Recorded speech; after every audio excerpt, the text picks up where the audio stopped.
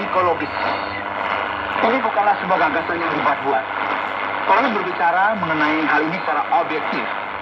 Firman Tuhan berkata, seperti yang ditulis di ayat yang ketiga, sebab yang sangat penting telah kusampaikan kepadamu, yaitu apa yang telah kuterima sendiri, ialah bahwa Kristus telah mati karena dosa-dosa kita sesuai dengan kitab suci, bahwa ia telah dikuburkan, dan bahwa ia telah dibangkitkan pada hari yang ketiga sesuai dengan kitab suci, bahwa ia telah menampakkan diri kepada Kefas dan kemudian kepada 12 muridnya. Sesudah itu ia menampakkan diri kepada lebih dari 500 saudara sekaligus. Kebanyakan dari mereka masih hidup sampai sekarang, tetapi beberapa di antaranya telah meninggal. Selanjutnya ia menampakkan diri kepada Yakobus, kemudian kepada semua rasul. Dan yang paling akhir dari semuanya, ia menampakkan diri juga kepadaku, sama seperti kepada anak yang lahir sebelum waktunya, karena aku adalah yang paling murah dari semua rasul. Bahkan tidak layak disebut rasul, sebab aku telah menganiaya jemaat Allah. Tetapi karena kasih karunia Allah, aku adalah sebagaimana aku ada sekarang. Dan kasih karunia yang dianugerahkannya kepada aku tidak sia-sia. Sebaliknya aku telah bekerja lebih keras daripada mereka semua. Tetapi bukannya aku, melainkan kasih karunia Allah yang menyertai aku. Sebab itu baik aku maupun mereka, demikianlah kami mengajar, dan demikianlah kamu menjadi percaya. Saudara, untuk membimbing gereja yang ada di Korintus yang sedang mengalami kebingungan, Paulus menekankan otoritas kerasulannya. Ia menjelaskan tentang kebangkitan. Dan kita harus paham bahwa surat ini ditulis sekitar tahun 55. Dan semua orang tahu juga bahwa Yesus telah diangkat ke surga. Dan dia berkata bahwa ia akan datang kembali. Sudah dipastikan bahwa suatu hari nanti dia akan datang kembali, yaitu untuk kedua kalinya. Sekalipun demikian, Yesus belum datang juga. Lalu apa yang terjadi? Ada beberapa orang dari mereka yang telah meninggal. Jadi, yang dipikirkan oleh gereja mula-mula dalam konteks pertama Korintus adalah, oke, apa yang sebenarnya terjadi? Kemana orang-orang ini nantinya? Bagaimana kita bisa memahami semua ini? Paulus menjelaskan bahwa Yesus benar-benar telah bangkit, hidup kembali dari kematian. Tidak benar jika ia hanya menampakkan diri melalui roh saja, atau melalui penglihatan saja. Ia benar-benar telah bangkit dalam tubuhnya. Ia kemudian menampakkan diri kepada Petrus, kepada 12 murid, kepada lebih dari 500 orang selebih. Kemudian Paulus berkata bahwa beberapa dari mereka yang menyaksikan kebangkitan Yesus tersebut masih hidup, sehingga mereka bisa menanyakannya kepada orang-orang tersebut sendiri. Yesus menampakkan diri kepada Yakobus dan rasul-rasul lain, dan juga kepada rasul Paulus sendiri. Dan sebagaimana yang kita pahami, ia telah melihat Yesus di jalan menuju Damsyik. Jadi, setelah kita membuat segala sesuatunya menjadi jelas, sekarang akan ada sesuatu yang perlu kita pahami terkait dengan kebangkitan Kristus. Karena seperti kata pepatah mengatakan, kematian adalah akhir. Nah, di sini Paulus akan menjelaskan bahwa semua ini berkaitan dengan pengharapan kita setelah kematian. Jadi ia berkata, jadi bila mana kami beritakan bahwa Kristus dibangkitkan dari antara orang mati, bagaimana mungkin ada di antara kamu yang mengatakan bahwa tidak ada kebangkitan orang mati? Beberapa orang mengajarkan ini, dan orang lain mempertanyakan kebenarannya.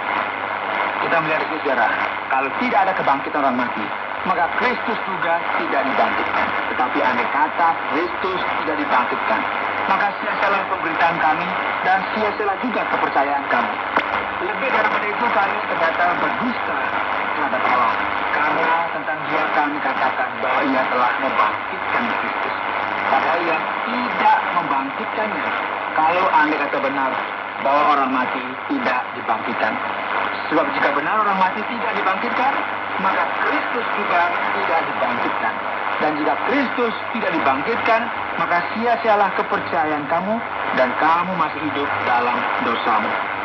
Saudara, Paulus dengan sangat jelas dan objektif, dia berkata, kira-kira begini ya, dasar dari argumen orang Kristen tidak hanya didasarkan kepada perkataan yang sia-sia, atau dalam sebuah ide yang abstrak.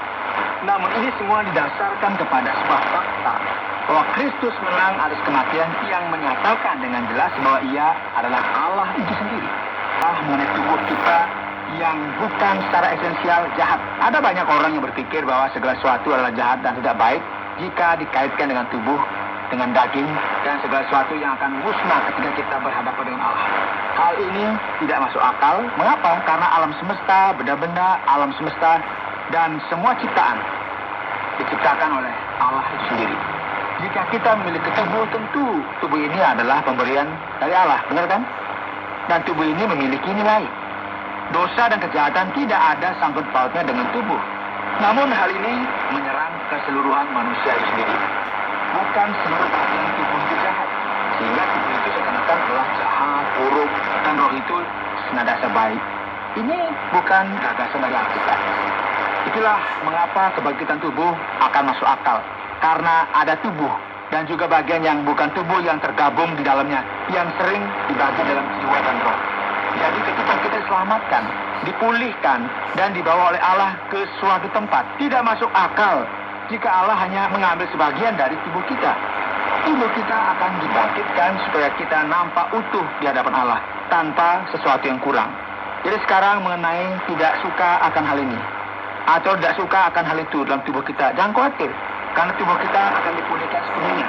Tubuh kita akan menjadi sebuah tubuh yang berbeda, dan tidak mungkin kita tidak puas dengan tubuh kita nantinya. Tidak ada timbunan lemak lagi, Pak Yohanes. Ya, kurang tahu mengenai itu ya. Nanti kita lihatlah. Yang berikut, Pak Yohanes, pada ayat yang ke-8, pasal 15 ini. Dalam terjemahan sederhana Indonesia dikatakan bahwa Paulus seperti bayi yang lahir terlambat. Ada sesuatu yang menarik perhatian di sini, yaitu bahwa Yesus hanya menampakkan dirinya kepada beberapa orang saja.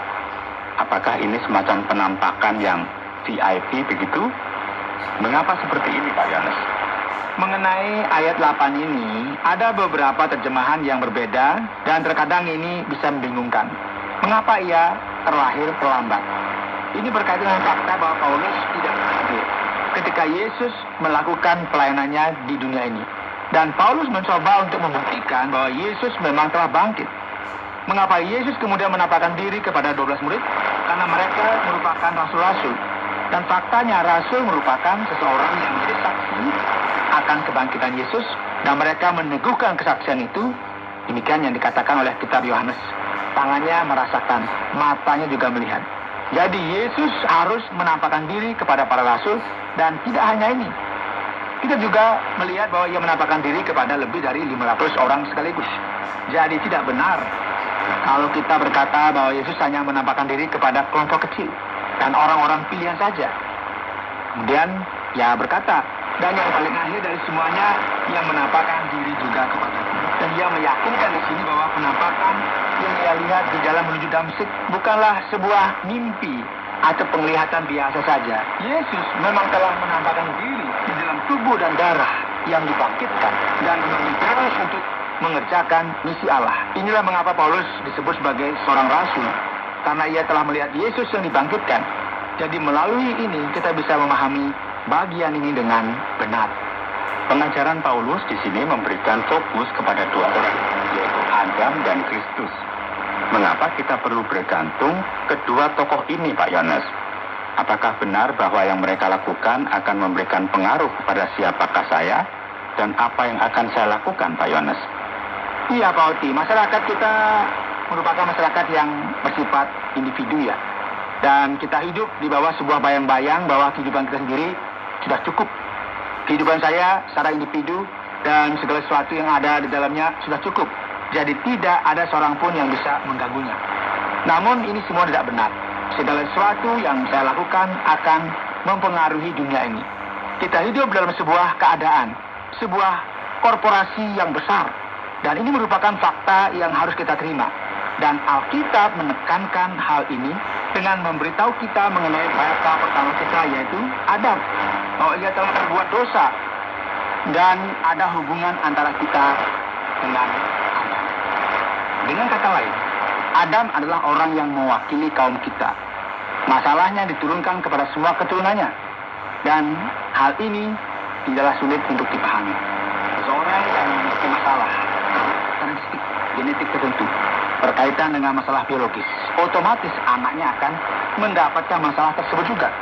Jadi dalam kasus Adam kita melihat dengan ini dan ia mewariskan dosa ini kepada